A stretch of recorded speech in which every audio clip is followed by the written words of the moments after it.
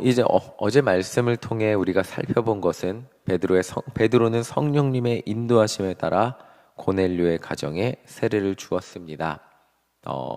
당연히 이 소식은 예루살렘 교회 성도들의 귀에 들어갔고 예루살렘 교회의 성도들은 당황하기 시작했습니다. 그 이유는 베드로의 이러한 행동은 어떠한 상의나 예고 없이 하나님이 이렇게 세례를 주라고 하는데 저 같았으면, 마음이 작은 저 같았으면 고넬료 집 잠깐 홀드시키고 예루살렘에 와서 회의하고 그 다음에 예루살렘 회의 이제 해서 나 세례 주고 올게 오케이 받고 세례를 줬을 것 같은데, 베드로는 그 자리에 성령님이 임하시는 걸 보고 베드로는 고넬료의 가정에 세례를 줬습니다. 근데 예루살렘 이 성도들의 입장에서는 어떠한 회의나 예고 없이, 그러니까 베드로가 좀 미리 알려줬으면 그래도 그 사람들이 마음에 어떤 준비를 하고 있었을 텐데 그런 것 없이 베드로가 세례를 주었다는 얘기만 듣고 예루살렘 성도들은 당황했습니다. 이게 긍정적으로 당황했기보다는 부정적인 생각으로 당황을 하게 되었습니다. 그 이유는 그들도 유대인이었고 베드로도 유대인이었고, 베드로가 처음에 그 환상을 보았을 때 그 짐승들을 보고 부정한 것이라고 표현했고 자기는 부정한 것을 한 번도 먹어보지 않았다고 표현했듯이, 이 예루살렘의 성도들도 이방인들은 부정한 사람들이라고만 생각하고 지금까지 그렇게 경험하고 믿고 그렇게 살아왔기 때문에 하나님이 유대인들만을 선택해서 구원하실 거라는 그 선민의식을 아직도 벗어나지 못하고, 지금은 그것이 너무나 말도 안 되는 것 같이 느껴지지만 이 당시에는 그것이 상식이고 믿음이고 율법이고 신앙이었기 때문에 그것을 벗어나지 못하고 있었습니다. 분명히 베드로가 아까 말씀드렸지만 환상 중에 부정한 짐승들을 잡아먹을 수 없다고 했듯이, 다른 유대인들도 베드로가 이방인 고넬료의 가정에 세례를 준 이것이 부정적으로 보일 수밖에 없었습니다. 부정적으로 보려고 태도를 정하고 보았다기보다는 그냥 딱 봤을 때 이게 안 되는 거 아니야? 이게 가능해? 이거 하나님 일하시는 거 맞아? 이렇게 생각할 수밖에 없었습니다. 유대인들 눈에는 고넬료 가정이 착하건 착하지 않건, 선하건 선하지 않건 율법적으로 부정한 이방인들, 그냥 지금까지 자기들이 이방인들을 어떻게 대하라고 배워왔고 그렇게 살아왔기 때문에 이것들을 서는 게 너무나 어려웠기 때문입니다. 그래서 2절을 보면 할례자들이 베드로를 비난했다고 말하고 있습니다. 할례자들은 세례를 받은 유대인 성도들을 의미했습니다. 그러나 이들의 비난은 예수님을 믿는 이들을 죽였던 유대 종교자들의 비난과는 조금 달랐습니다. 이들은 아직 하나님이 일하시는 방향, 하나님의 뜻을 몰랐기 때문에, 깨닫지 못했기 때문에 그냥 지금까지 유대인으로서 살아오면서 믿었던 관습과 배경과 경험을 가지고 베드로를 비난했던 것입니다. 베드로는 이들의 비난에 이렇게 대답을 합니다. 자신이 경험한 거, 어제 읽은 말씀 그대로 다 대답을 하죠. 자신이 기도할 때 부정한 것을 먹으라고 하신 하나님, 그 환상을 본 것과 그 후에 아주 딱 맞는 타이밍에 고넬료의 가정에서 사람이 온 것, 그리고 고넬료의 가정에 갔을 때 성령님이 말씀하신 것, 그리고 고넬료도 마침 환상을 보고 베드로를 찾게 된 것, 이 모든 것들이 우연의 일치가 아니라 성령의 일하심이었다는 것을 예루살렘 교회에 설명을 합니다. 그리고 이 이야기에서 가장 중요한 것을 베드로가 이야기를 합니다. 우리 15절 함께 읽어보겠습니다. 15절입니다. 함께 읽겠습니다. 시작. 내가 말을 시작할 때에 성령이 그들에게 임하시기를 처음 우리에게 하신 것과 같이 하는지라. 이걸 본 거예요. 이 가장 중요한 건데, 베드로가 고넬료 가정에 복음을 전하기 시작했어요. 그럼 하나님이 이방인들, 이들의 상식이라면 이방인들 가정에 안 들어야 되고 복음이 씨알도 안 막혀야 되고 정말 남의 일처럼 들어야 되는데, 너무 베드로가 경험한 게 너무 신기한 거예요. 성령님이 임했어요. 오순절날 마가의 다락방에 성령님이 임해서 제자들이 퍼져나가서 복음을 전하기 시작했듯이, 정말 예수님을 그렇게 목숨 걸고 믿게 되었듯이 그 경험을 지금 고넬료의 가정에 똑같이 하나님이 일하시고 있다는 것을 베드로가 눈으로 보게 된 거예요. 성령님이 고넬료의 가정에 임하는 것을 보고 베드로가 이거 이방인 가정에 성령님이 일하시네, 하나님이 일하시네 라는 것을 깨닫게 된 거죠. 자, 이 눈앞에서 그렇게 보게 되니까 베드로가 깨닫게 되었습니다. 16절 함께 읽어보겠습니다. 16절입니다. 시작. 내가 주의 말씀에 요한은 물로 세례를 베풀었으나 너희는 성령으로 세례를 받으리라 하신 것이 생각났노라. 자, 물로 세례를 받지 못했어도 지금 성령으로 지금 성령님이 임하시는 것이 세례라는 것을 깨닫고 고넬료의 가정도 하나님의 구원의 계획 가운데 있다는 것을 베드로가 깨닫게 되었습니다. 그리고 베드로는 그 가정에 세례를 주었습니다. 베드로는 이렇게 말합니다. 17절. 자기가 세례를 준 배경을 이렇게 말해요. 읽어보겠습니다. 시작. 그런즉 하나님이 우리가 주 예수 그리스도를 믿을 때에 주신 것과 같은 선물을 그들에게도 주셨으니 내가 누구이기에 하나님을 능히 맡겠느냐 하더라. 자, 하나님이 지금 우리에게 성령을 주셔서 우리가 예수님을 만나게 하셨고, 그리고 성령님을 보내주셔서 우리가 지금 성령을 이 선물이라고 표현합니다. 어떤 우리의 노력과 대가 없이 하나님이 우리에게 성령을 선물로 주셨듯이 지금 고넬료의 가정에게도 성령을 선물로 주시는데, 내가 베드로가 열심히 설교해서 준 게 아니에요. 베드로가 열정을 가지고 고넬료 가정에 가서 이 집은 꼭 구원시켜야 돼. 그래서 오늘 내가 이 집을 하나님 내가 꼭 구원시키겠습니다. 이 집은 꼭 구원받아요. 선하고 착하고 정말 좋은 가정이니까, 로마 이 사람 중에서도 가장 구원받아야 되는 사람이니까 좀 이 집 좀 구원해 주세요. 그렇게 구원받은 게 아니라 정말 베드로도 얼떨결에 갔는데 이 집에 성령님이 임하는 것을 보고 하나님이 역사하시네 라는 것을 깨닫게 된 거예요.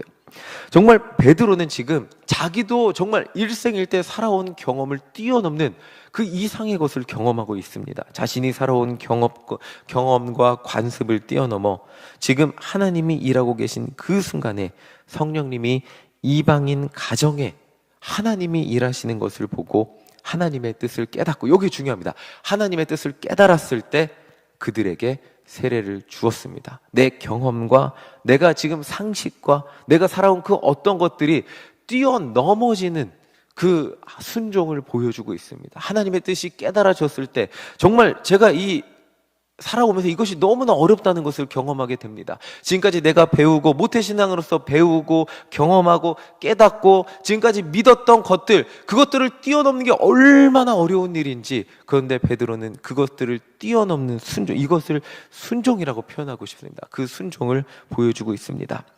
유대인들에게 있어서 수많은 시간, 수많은 믿음의 선조들이 경험하고 가르쳐왔고 대대손손 물려져 왔던, 그리고 그것들이 굳혀졌던 것들이 이방인들과 함께하지 않는 것이었습니다. 이것들이 너무나 오랜 시간 전통과 믿음과 신앙과 경험, 너무나 오랜 시간 당연한 것으로 여겨졌는데 베드로는 그것을 넘어서서 이방인을 구원하기 원하시는 하나님의 계획을 발견하고 그 음성에 순종할 때 고넬료의 가정을 통해서 하나님의 구원의 지경이 넓어지는 것을 오늘 말씀을 통해 보게 됩니다.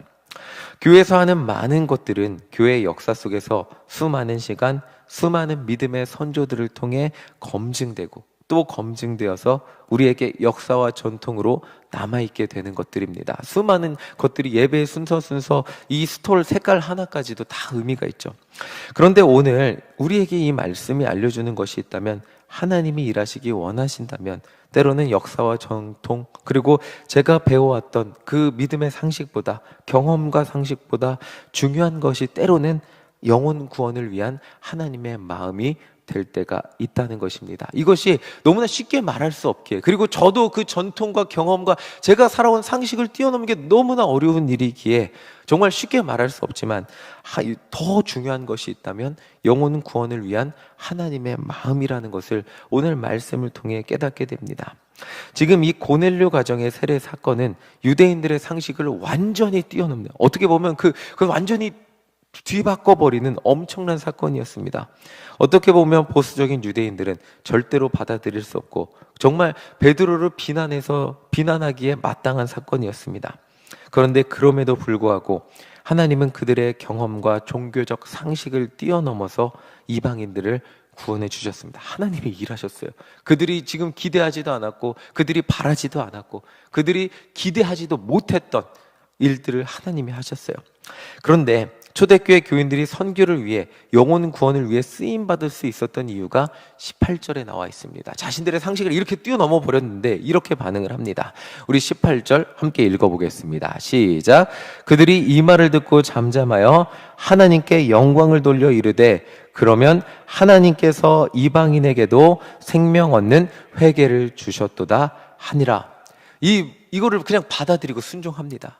이 예루살렘 교회 그리고 초대교회 교인들이 받아들이고 순종해요. 자신들의 경험과 상식을 뛰어넘는 하나님의 역사를 보고 받아들여요. 논쟁을 하고 받아들여요. 뭐 이러지 않고요. 그냥 하나님을 찬양했어요. 영광을 돌렸어요. 그리고 하나님의 구원의 역사가 이방에게 흘러가도록 협조했습니다. 엄청난 일이라고 할 수 있습니다. 이게 얼마나 어려운 일인지 정말 이 말씀을 보면서, 그리고 제가 저도 이 40년 모태신앙으로 살면서 얼마나 어려운 일인지 새삼 다시 한번 느끼게 되었습니다. 베드로의 이런 이야기들을 보며 그 다음 말씀을 보면 마침 스데반이 죽은 일로 예루살렘 교회는 예루살렘에만 모여있지 못하고 로마 전역으로 퍼지게 되었습니다.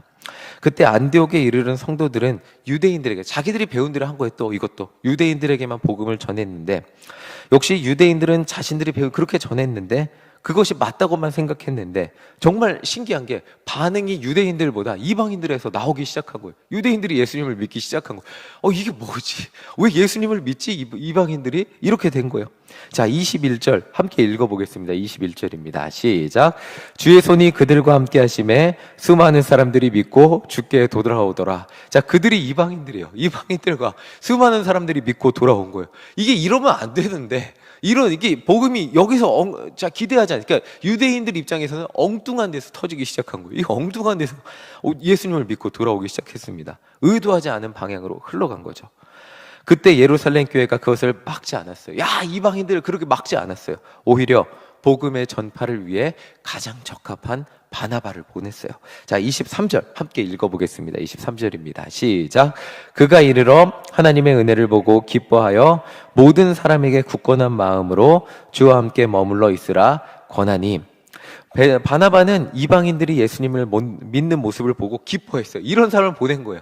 이 이방인들을 보면서 당황하거나 염려하거나 이거 혹시 하나님 뜻이 아니면 내 경험 그런 사람을 보낸 게 아니라 그냥 하나님의 역사가 일어나는 것 보고, 영혼 구원의 역사가 일어나는 것을 보고 기뻐할 수 있는 사람을 예루살렘 교회에서 보냈어요.